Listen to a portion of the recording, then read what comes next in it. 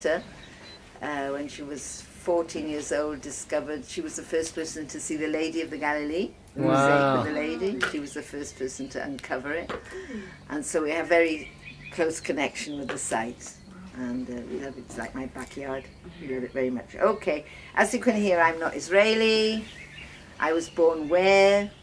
Not that I can almost remember it so long ago. Wales. Wales, yeah. Oh, wow. Good memory. Yeah. I was born in Wales. Well, I won't tell you how long ago. Not a long time ago. No, I don't care. Age is age.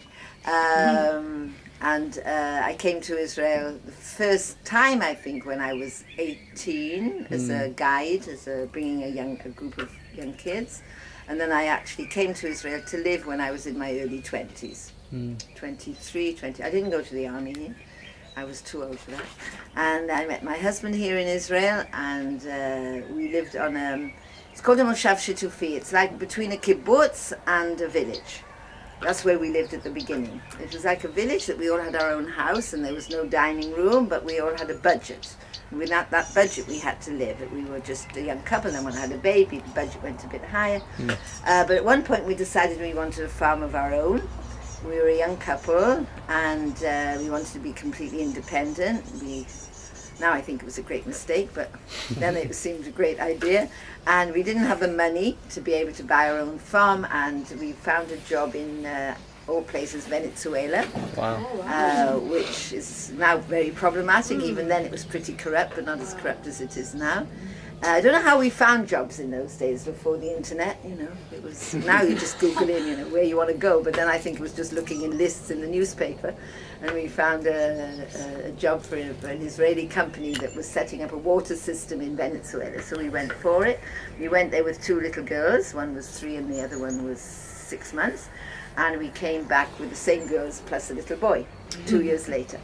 The whole project that we went for it never worked. You know the word mañana? Tomorrow. Tomorrow. So everything in South America was mañana.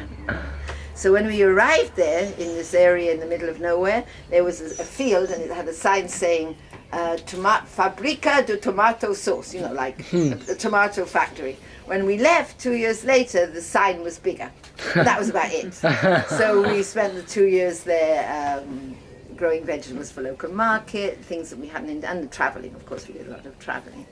And when we came back, we had enough money, together with help of our parents who were still alive, to buy the property here in this village. So we've been here for almost 38 years, we've been living here.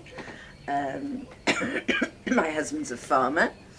I won't go into what he does, but he's a professional. He grows vegetables for seeds. It's like hybrid seeds. It's a whole high tech of farming that was pretty lucrative if things go well. Like when a farmer buys a kilo of seeds, it's a fortune. It costs a lot of money, and we were paid according to the amount of seeds that we sent back to the seed company. And my husband was very good at that. But then about, I think 7 years, basically our life changed, because even though he was still growing seeds, the seed companies in Israel were bought up by seed companies in Europe, and also like Monsanto. They were bought up by big companies, swallowing up all the smaller companies. And it was much cheaper for these huge companies to employ workers in China, in Africa, than paying the wages in Israel. That even though we work with Thai workers from Thailand, the wages are much higher here. What my husband was paying the Thai workers is much higher than the Africans get paid. Like they're $2 a day, much higher. So it was cheaper for these companies, sadly to say, to change their course. And we were sort of, as an elderly couple, we were out of work, which my husband could have taken an early retirement, but he's not that sort of person. He needs his farming. But it changed our direction in life. By that time we had 6 children, they're all grown up. Wow. And we spent, I think 7 years ago, we spent 8 months working in Thailand, in northern Thailand, on a farming project, which we got paid for. It was great. 6 months we worked on the project 2 months we wasted all the money traveling and bringing our children over, and then we came back with a little bit of money. But then my husband Googled in other places to work because he really enjoyed helping local farmers. And we found, we didn't find work, but paying work, but we found a volunteering, like an NGO, like something volunteering work in Ethiopia. And it was actually, it's amazing. It's called Fair Planet, and it's really worth looking up. It's great people. It was started by 2 Israeli agronomes who were in the business of seed production, or like we were. But they were the agronomes, they were our advisors. And they realized when they did the spectrum of where all our seeds are sold, very little fewer sold to Africa. Because the seeds, to buy high quality seeds is very expensive. And in Africa they didn't have the money, the local farmers, to buy high quality seeds. And they were growing tomatoes from the same tomato seeds that had been growing for years and years and years and years. And by the time their tomatoes got to the market, they were just fetch. I mean, they were not good. And so these 2 agronomes, they had the idea of setting up centers in Ethiopia where they could help the local farmers grow in the same methods, not changing their methods, the same of bringing the water from the river and doing the channeling with the water, but giving them better quality seeds, getting them to grow better quality seeds.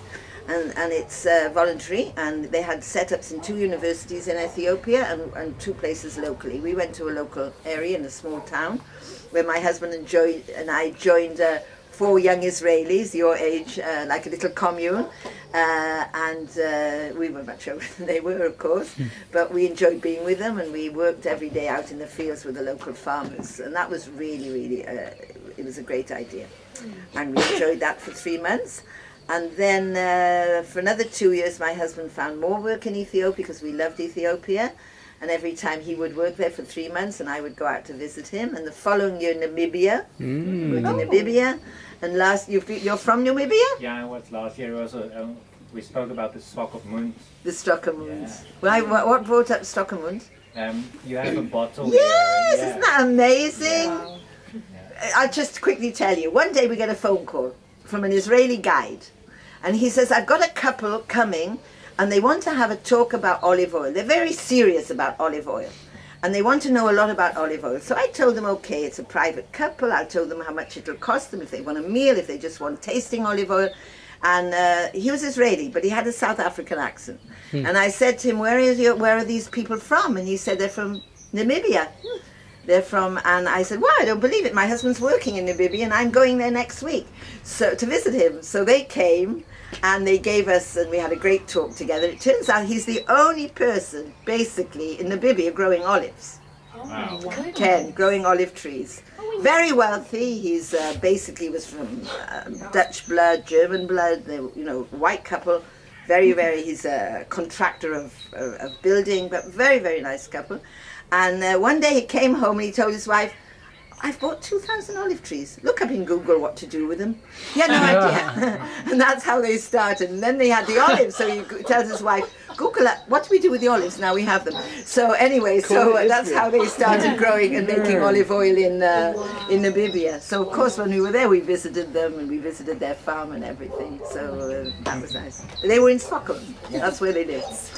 So that bottle came from there. Yeah. So that's just a sideline. So anyway, back to Israel, back here.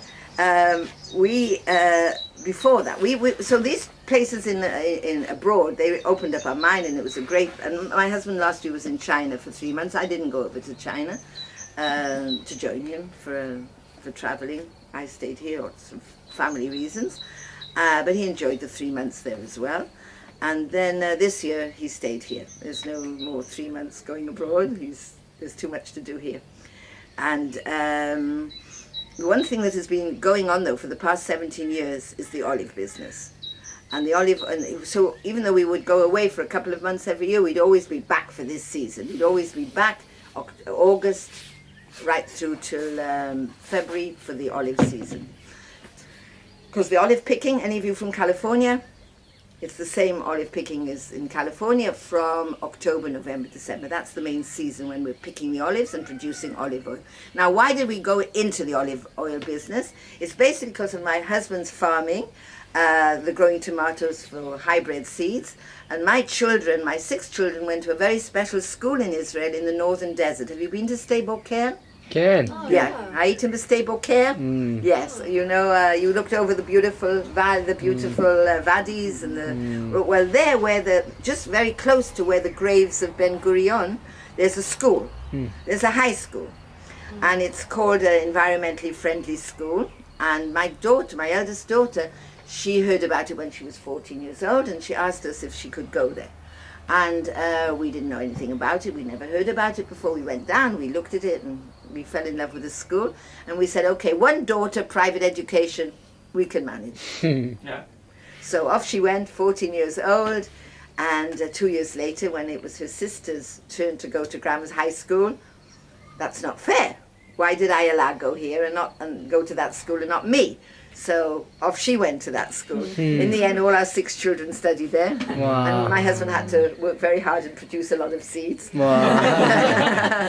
So they all had this very, very special education. And what was happening at that time, I'm talking about 20 years ago, because my eldest daughter is now 44, yes, was beginning an awareness of global warming. Now I know it began earlier in America. Your parents were part of the sort of the change. I was in the 1970s, I was in Berkeley, University Davis, and it was the hippie period and everybody was talking about saving the planet. But here in Israel, it wasn't like that. A young country, it was produce, produce, produce, produce. Nobody was thinking of the planet. It was just making, developing, proving ourselves.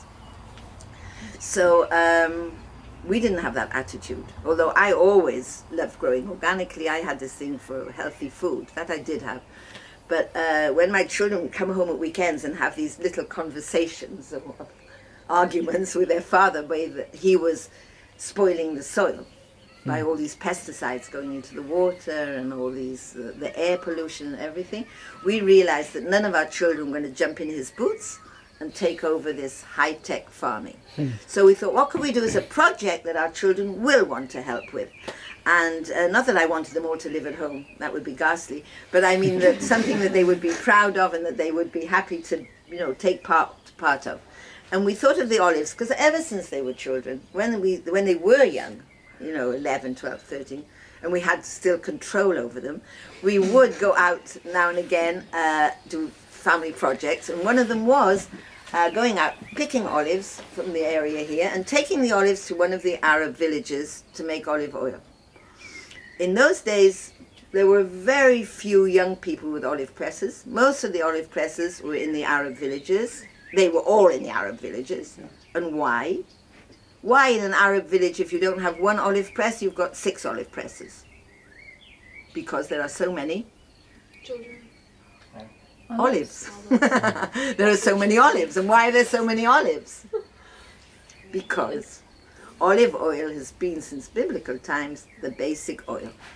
There was no other oil here. There was no maize, there was no soya, there was no corn, well, maize is corn, no canola, which is rape oil. There was no other oil. I mean, there might have been a little bit of grape oil, a little bit of linseed oil, but not in big quantities. I mean, King David was anointed with olive oil, Queen of Sheba bathed in olive oil, the Greek hero Odysseus went to battle covered with olive oil. Olive oil was cosmetic, it was holy, it was medicinal, it was everything. It was lighting the lamps in the temple, it was lighting the lamps in the houses. Olive oil was everything. Every family had to have their trees and get it to a place where they could have it pressed for the year. It would all be kept in the amphora, in the clay pots, and it was used throughout the year until the next season. Me, for instance, my Jewish background, coming from Russia, and ending up in Cardiff in Wales, nobody knew anything about olive oil. Nobody. I mean, the first time I ate an olive from a tree in Israel, I was so excited. I was your age, and I come to Israel and there's olive trees, the symbol of peace, and I took an olive from the tree. Can you do it? Yeah. And you put it directly in your mouth. And I always say, when I think to myself, our peace has been more like a bitter olive than actually what we expected it to be, because I came full of idealism. We really felt Israel was going to become a socialist country, part of the Middle East, very healthy, giving. it hasn't worked out that way. But we're still living here. We have our bubble. We're still part of it. We're still trying to do our best to make place better. So, where did I get to? Okay, taking our olives to the olive presses in the Arab villages when they were small. So about 17 years ago, we got our children together and we said, well, okay, you remember we always pick olives, we've got so many trees around us. What do you think if we try and make a little business of olive oil? So my children said, great idea, but the main principle, the main ideology behind it was that it was going to be organic. Enough with their father's pesticides and all the different chemical fertilizers. It's going to be organic. So 2 of our children did a course in organic agriculture, and we got the certificate the following year that they come to check your soil, that we're growing in an organic method. And so we were on our way, and we went out in the season and picked far more olives. Not just the family, we had our workers and our Arab friends and, well, I don't know, the children from school, from the army. We went out in a lot of people. We went out and we had permission from our friends to pick from their groves. We picked a lot more olives, and we brought the olives to the same olive presses that we'd been to before. And we began to make olive oil. And we began to get a clientele, because that was also beginning about 17 years ago, where people were interested in changing their junk food and paying a little bit more for healthy food. So we were getting into this little niche of clientele who were willing to pay a little bit more for an organic oil. And we sold the oil that we had, and we thought, okay, we're going to continue. It's a nice little family business. We had friends who were helping us, and we'll continue. But after two years, my husband took the olive oil that we had to a laboratory, to an agricultural laboratory. They checked the olive oil, and we realized, although our olive oil was fine, if we wanted better olive oil, and people by that time were reading and learning, and there was a lot of research into food, all sorts of food, and also especially into olive oil, that if we wanted to have the best olive oil for our clients, then we have to have our olive press. There's a saying in Arabic, from the tree to the stone. The quicker you bring the olive to the press, the better the quality of the olive oil. The olive oil, best is in the olive, but you can't eat it because the olive is bitter because of the water. It's got something in it that makes it very bitter. So you have to extract it to make it into oil, but we needed our own press if we were going to do it better. So that's what we're going to go in and see now. It's an olive press that we bought from Tuscany. We combine with the ancient with the modern, because you see we have the stones that do the first pressing. They're 300 years old, but we do the extracting in the modern method as quickly as possible. We get it out clean and sieved and ready for our clients. And my daughter, who was here this afternoon, you met her, she's our boss. Not so easy. She's the expert in olive oil. Like you have wine tasters, she's an olive oil taster. She goes all over the world. She's been to China to help them taste better in China. She's Greek all the time, Greece, Spain, Italy, all the time for competitions. And she's one of the Israeli experts in olive oil. And the blackbirds are singing. So we'll go in and we'll see the press. Just to tell you, as we go in, my children, besides wanting to set up an olive oil press, organic, they decided that the building that it's going to be in is also going to be friendly to the environment. I'm sure you know about green building. This is a green building. They took away it was a very, very ugly building when we came to live here. It had been previously a chicken coop built from old refrigerator doors. It was all very rusty and ugly. This is where we're sitting now. And to make it into a place where we wanted it to be healthy, where we get permission to have to make an industry of food factory, I don't know what you would call it. We had to have it clean and it had to be presentable. So what they did is that we took it all apart, just left the posts and the framework. And before we go in, I'm just going to ask you, what's it made from? Glass. Glass. Stone. Glass bottles? Mud and... Glass bottles partly, very good for decoration though. Okay. Mud, now if the whole thing was mud it would crack. Mud and wheat. Or, mud and straw. Straw. Yeah, but it's not, the toilet here, the restroom here is mud and straw bricks. This isn't mud and straw bricks, this is basically just straw. we were growing here. One of the principles of green building is that you don't use fossil fuel to bring your ingredients. So the base was stone. We had a lot of stones here left over from all the archaeological sites. We collected all the stones. One of my sons loves stonemasonry. He straightened them. And so the stone is the base against humidity. All the archaeological sites that you see in Israel, you know their size or their shape from the foundation. On top of that, you would build with whatever local material you had. If you were rich, if you were like, a Caesar, or you would build all of stone. But most people couldn't build all of stone. But the base had to be stone. So that's the way you know how big the theatre is and all these things. And on that, you would build whatever you had. Like even in Ethiopia, the base was stone, and on that they did eucalyptus branches or reeds or whatever you had locally. We were growing wheat for bread. I'm afraid I don't have much left. You grow wheat, the wheat's gone, now we have fresh wheat.